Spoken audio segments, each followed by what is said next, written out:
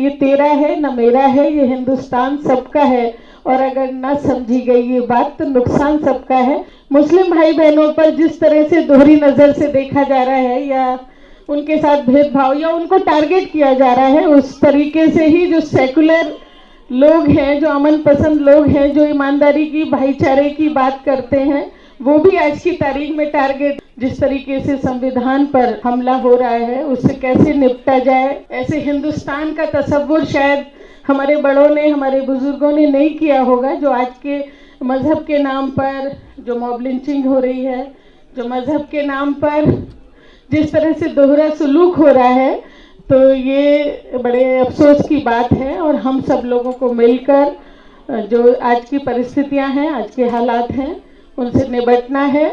सालों साल में अपना घर बनाया था, जिंदगी भर की कमाई से घर बनाया था, उनको ये कह दिया गया कि आप 24 घंटे में घर खाली कर दें। सड़क से और सदन तक, जहाँ तक वक्फ का मामला है, हमने वहाँ भी अपनी राय रखी है और आगे भी उसी बात पर कायम रहेंगे।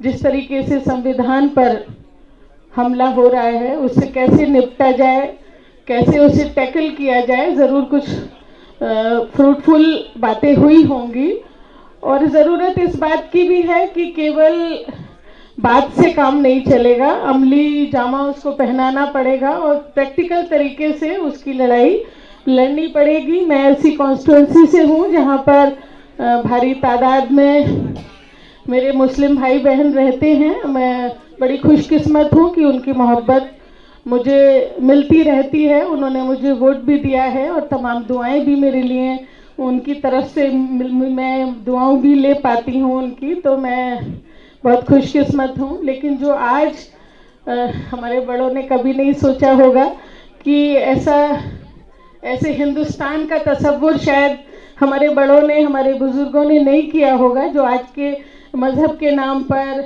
जो मॉब लिंचिंग हो रही है, जो मज़हब के नाम पर जिस तरह से दोहरा सलूक हो रहा है, तो ये बड़े अफसोस की बात है और हम सब लोगों को मिलकर जो आज की परिस्थितियां हैं, आज के हालात हैं, उनसे निपटना है।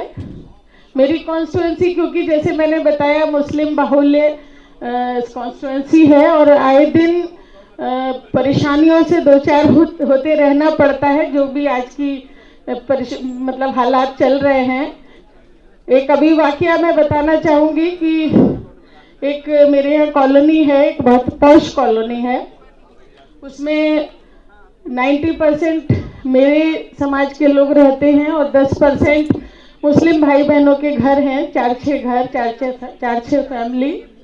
अभी कैंडल मार्च हुआ पहलगाम को लेकर, वो भी साथ साथ रहे, लेकिन उसी शाम को उन्हें ये कह दिया गया कि आप 24 घंटे में इस कॉलोनी से घर खाली कर दें।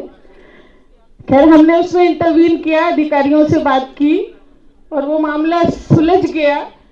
7-16 कराई उन लोगों पर जिन्होंने इस तरह की थ्रेट दी थी। 40-50 लोग गए उनको और अचानक रात को थ्रेट दे दी कि आप 24 घंटे में, जिसका वहाँ घर था, जिसने सालों साल में अपना घर बनाया था, जिंदगी भर की कमाई से घर बनाया था, उनको ये कह दिया गया कि आप 24 घंटे में घर खाली कर दें। खैर, हमने अधिकारियों से बात की और उन लोगों पे 7-16 लगवाई कि इस तरह की थ्रेट ना दी जाए और इस तरह से ये इस देश में ऐसे नहीं चलेगा।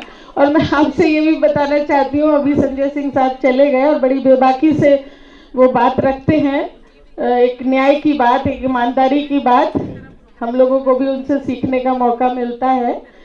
कि मैं आपको ये कहना चाहती हूँ कि जो सेकुलर लोग हैं, जितने आज की तारीख में मुस्लिम भाई बहनों पर जिस तरह से दोहरी नज़र से देखा जा रहा है या उनके साथ भेदभाव या उनको टारगेट किया जा रहा है, उस तरीके से ही जो सेकुलर लोग हैं, जो अमन पसंद लोग हैं, जो ईमानदारी की, भाईचारे की बात करते हैं, वो भी आज की तारीख में टारगेट है। मैं ये भी बताना चाहती हूँ।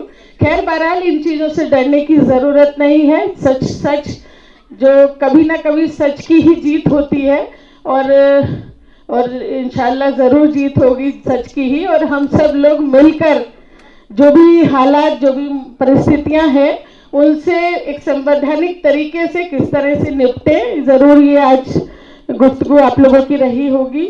हमने हमेशा, चाहे सदन में कोई बात हुई है, चाहे और भी चैनल्स पे बात होती है, हमने हमेशा ये कहा है सड़क से और सदन तक, जहाँ तक वक्फ का मामला है हमने वहाँ भी अपनी राय रखी है और आगे भी उसी बात पर कायम रहेंगे। और ये आपको यकीन और भरोसा दिलाना चाहते हैं कि आपके हर तरीके से दिलो जान से आप लोगों के साथ हैं, ईमानदारी से साथ हैं, और कोई भी इश्यूज होंगे और संविधान के ऊपर अगर हमला होगा तो हम लोग सब साथ हैं।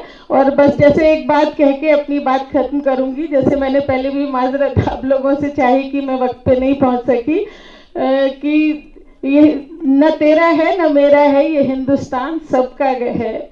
न तेरा है न मेरा है, ये हिंदुस्तान सबका है। भाई इसमें इसकी में आप लोगों की भी कुर्बानियां हैं आज की आज़ादी में, इसकी तरक्की में, और हम लोग सब तरक्की पसंद लोग हैं। और आज के वक्त की ज़रूरत है कि हम तरक्की के रास्ते पे चलें, ना कि हम उल्टी सीधी बातों में कि कभी 370 की बात, कभी मंदिर की बात, कभी कोई और बातें, तंबाकू की बात, ये सब होती रहती हैं। इन सबको हम लोगों को निपटना है कि न ये तेरा है न मेरा है, ये हिंदुस्तान सबका है। और अगर न समझी गई ये बात तो नुकसान सबका है। बहुत शुक्रिया अदीब साहब का, बहुत शुक्रिया। और बिल्कुल हर तरीके से हर मोड़ पर आपके साथ खड़े हो दिखाई देंगे। और बहुत सब लोगों का शुक्रिया। दस्तक की आपसे गुजारिश है कि अगर इसको बचाना चाहते हैं तो नेशनल दस्तक को सब्सक्राइब करने के लिए रेड कलर के सब्सक्राइब बटन को दबाएं, फिर बेल आइकन की घंटी दबाएं। नेशनल दस्तक को बचाने के लिए बहुत जरूरी है कि हर खबर को शेयर करें, लाइक करें, कमेंट जरूर करें।